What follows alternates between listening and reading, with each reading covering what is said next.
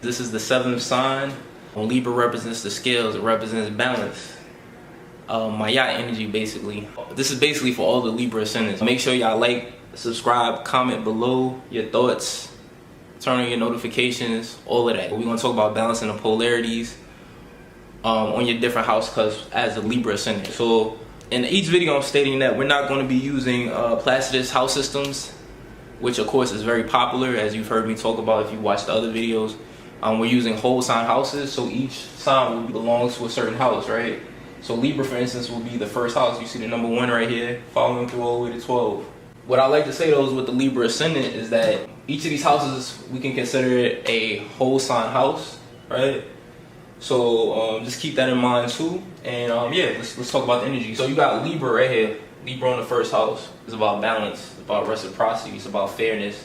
It's ruled by the planet Venus. So first house is your physical appearance. It's how you act. It's kind of, they like to say it's like the mask that you wear in terms of how you come off. So you will come off in a very peaceful manner. You come off in a very diplomatic manner, in a very fair manner. That would be your outlook on life. Libra is also the sign of justice. So you guys, you just like that fairness. You could be natural. I've said, but natural diplomats as well. And Libra is actually ruled by Venus, along with Taurus. Venus rules over Taurus as well, but since we're on the Libra aspect of it, this will give you a Venusian quality in terms of your appearance, right? So this would make you very attractive. People would say that you have a beautiful aesthetic because Libra is also the sign of beauty, so that's just something to think about. If we want to balance this out with the 7th house is your relationships. You got Aries over here, right? So Libra, I told you, is the diplomats, about fairness, diplomacy, harmony, peace, right? So in your relationships, right, when people get to know you on a deeper level, you're actually a very independent type of individual, because you got Aries here. Aries is ruled by Mars. Aries likes to do its own thing. Aries is also the warrior, whereas Libra, I told you, is the diplomat. So in your relationships, you may feel like you basically, it's a very independent energy you have in this sphere, this area. So you have to be, a lot of times growing up, you're going to have to be your own best friend, basically. You're going to have to be very independent. You may find that people flake on you. You may find that you have to just do a lot of things alone, Also, check out your Venus sign too, because the sign that Venus is in will also tell you about your relationships as well, but this is just a general theme. Being that you come off peaceful though, you gotta learn in your relationships to be a bit more assertive, dominating, more of a leader, more militant, because this could be what you attract. Remember, we said Aries is a warrior type of energy, so you can attract conflict, warfare in your relationships. It will be exacerbated if your Mars is kind of aspected not the best. If it's aspected pretty well, it could be moderately. But yeah, a lot of times, you learn to be a bit more independent because, just what you attract. If you had to be like your own best friend in this lifetime. Being that you're fair though, through your relationships, you have to learn to be a bit more selfish, right? If you're balancing out the scales. Now, if you're being overly independent, too selfish, then you need to get back to being fair, peaceful, diplomatic, which is you in the first house, Libra, on the first, right? So that's just something to think about. Alright, so when you got Scorpio, in your 2nd house, this is the house of resources. This is the house of your assets, your income. It also deals with your values as well too. So you're a bit more secretive with your values, and even your financial situation, you're more private, because Scorpio is the sign of secrecy, right? It's a very private type of energy, basically, on the house of your money, right? So you kind of gotta, Scorpio also on this house can represent, Scorpio is very possessive, right? So you may feel like you want to control and be possessive with your resources.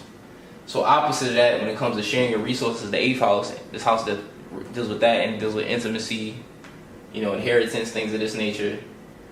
You need to focus on being a bit more stable in this area, right? And it could be a challenge of being stable in your intimate life and with sharing your resources, because again, you could be more private with your money situation, right? So you got to work on being stable, secure, solid, which is all what Taurus means, and comfortable with sharing your resources.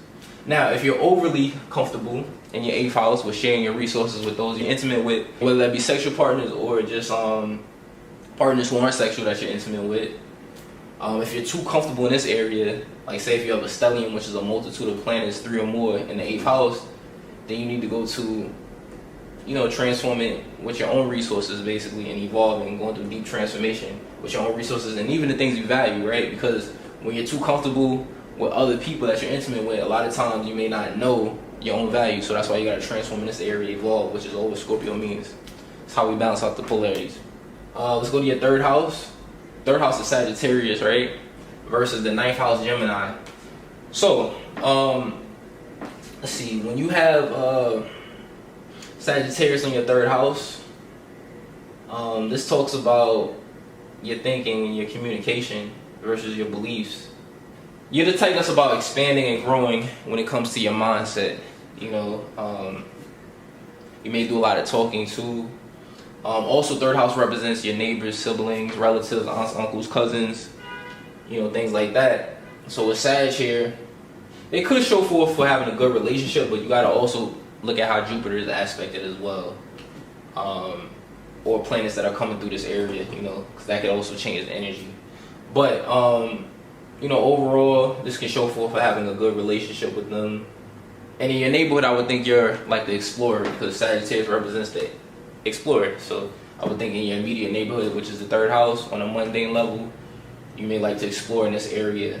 Of course, like I said, everything is subject to change, so if it doesn't resonate, then there's other things probably going on in that sector of life.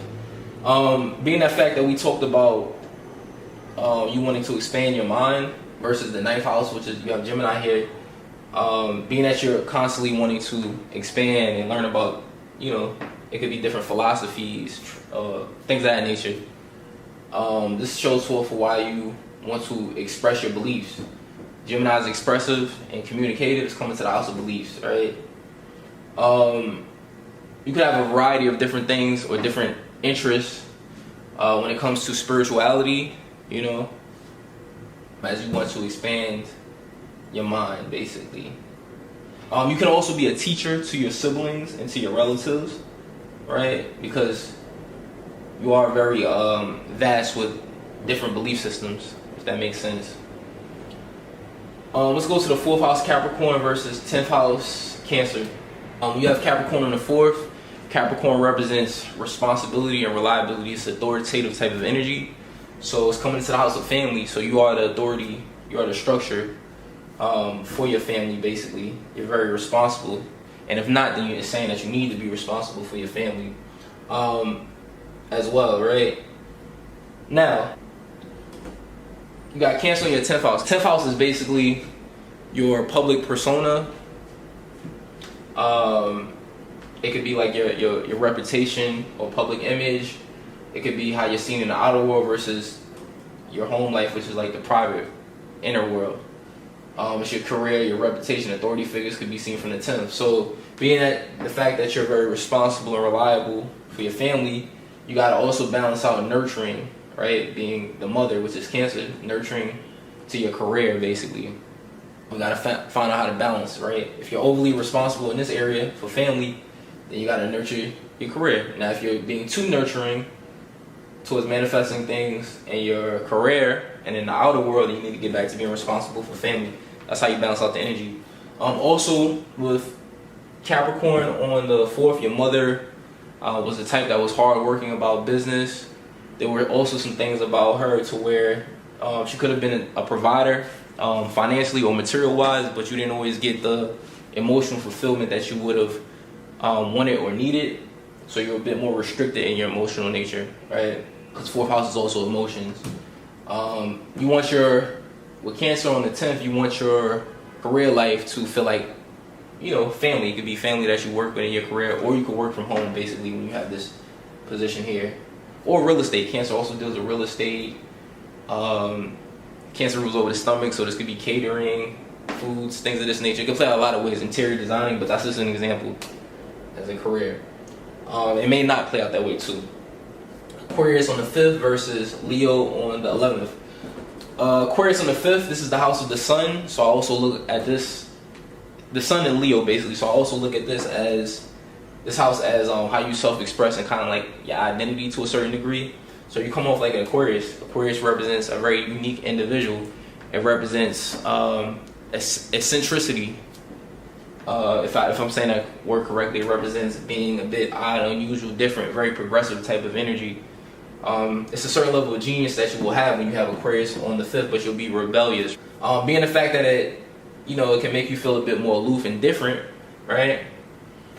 This is why, opposite of that, when it comes to your 11th house, you got Leo here. So this is the house of friends, groups of people. It could also represent the internet. You want to kind of be recognized and seen in this area because you feel a bit more different in terms of how you come off.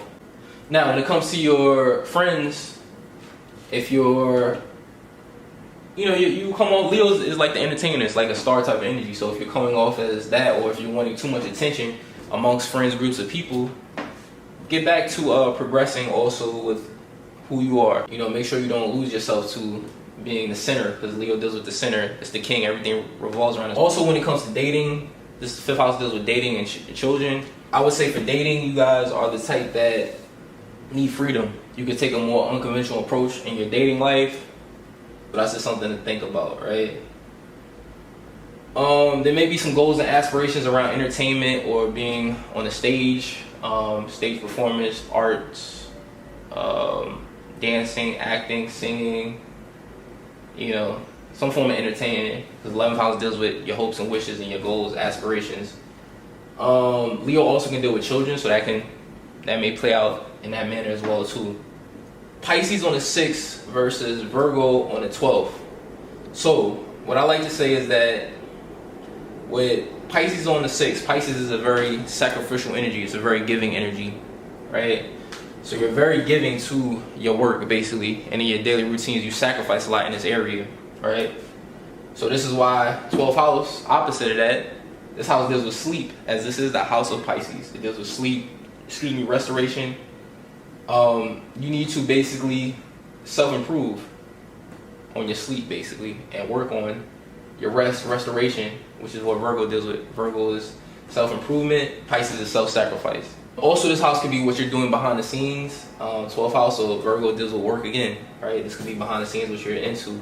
It's also the subconscious mind, so you have you're very critical. You come off as peaceful and diplomat, but you're very critical. Sometimes it could be like that as Libra Ascendant, just with that 12th house Virgo energy. Yeah, that's pretty much it. Just make sure you're balancing out self-improving again in your sleep patterns and your rest, because you give a lot to your work and in your daily routines.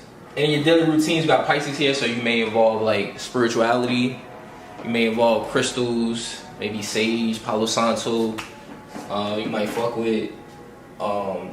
Pisces also rules over entertainment and music, so you may like to have music playing in your daily routines, whatever that may look like for you. And you just incorporate spirituality into it, which is also what Pisces represents.